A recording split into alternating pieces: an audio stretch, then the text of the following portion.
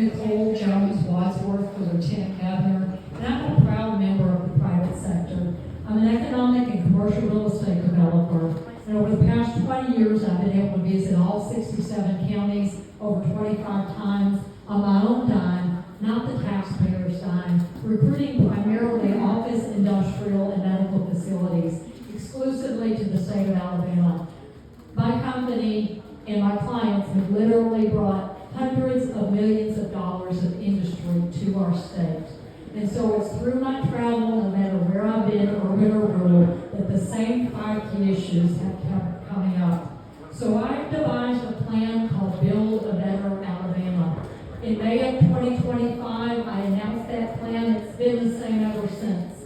I want to improve the quality of life for Alabamians in the areas of industry recruitment and retention, workforce development, statewide infrastructure improvements, rural health care, and public safety. These issues touch everyone no matter where you live. Industry recruitment and retention and workforce development, those issues go hand in hand.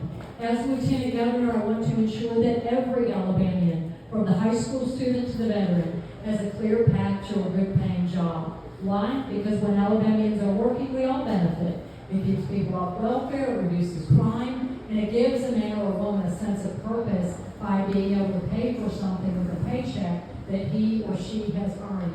As Lieutenant Governor, I want to put folks on that pathway to employment and work with our high schools, our grade schools, our community colleges, and our universities, meet people where they're at and help them understand that they are worthy and they're able to be employed by Alabama's diverse industries.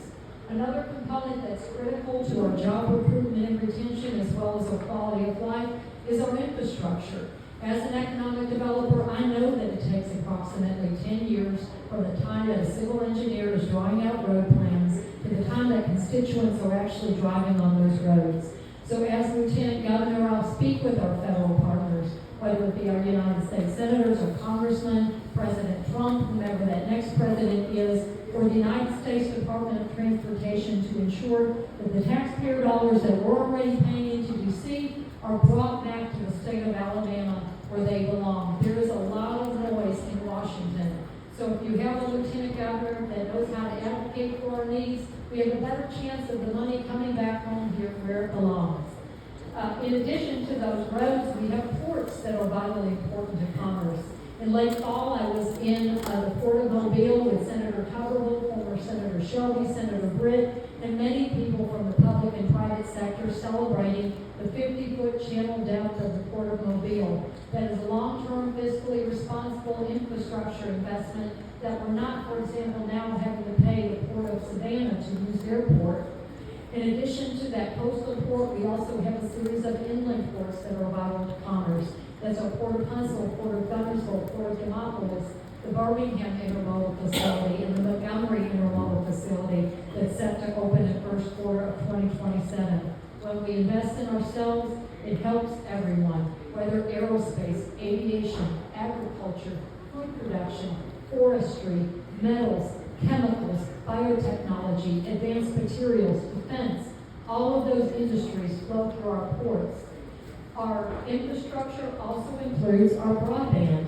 In 2017, I started serving on a series of focus groups where the public and private sector started talking to one another about how to connect our communities. We connect our community and we connect our economies through broadband. So that affects our jobs, it affects our schools, and it affects our healthcare systems, in particular our telehealth, which is why I brought rural healthcare into the mix. I represent a lot of physicians, and I know how to bring healthcare to rural areas because I do it for a living. I represent one client, for example, who was able to earn a $700,000 plus federal grant to practice in 2 economically impoverished counties. One of the barriers to healthcare in rural areas is transportation. So he took part of his grant money and he purchased a van where his staff is able to go to patients' homes who don't have adequate transportation, pick them up, bring them to the doctor's office, and bring them back home. His practice has directly led Alabamians back into the workforce, and they've shared that they've now been able to purchase vehicles of their own because they have a stable job. When Alabamians are healthy, they're working. When Alabamians are working, we all benefit. Think of it is all part of the economic development ecosystem. The final group of people that I want to help, and I know there's some in this room, are our public safety officials. And I want you to think about something.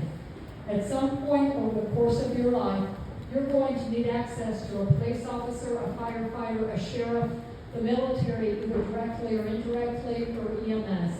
As Lieutenant Governor, I want to ensure that the men and the women willing to put themselves forward will have access to the training, the tools, and the resources needed to protect and serve with excellence. They put their lives on the line for us. The least that we can do at the government level is to give them the tools and the respect needed to do their job. I am pro-life, I am pro-faith, I am pro-Second Amendment. I'm a former board member of the Alabama Federation of Republican Women. I have volunteered on numerous boards and committees in the areas of business, philanthropy, and conservative causes. I have volunteered with President Donald J. Trump on all 3 of his campaigns, including 2 deployments to battleground states. In 2024, in the Atlanta Metro, I was top door knocker with his campaign at 400 doors a day.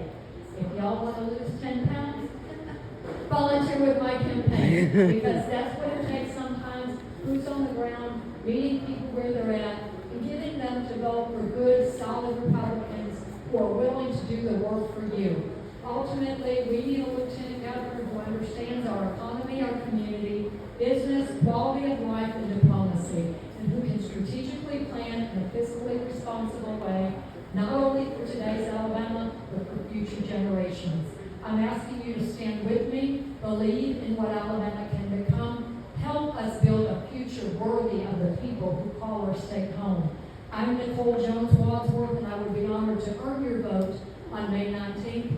Vote Nicole, because together we can build a better Alabama. Thank you.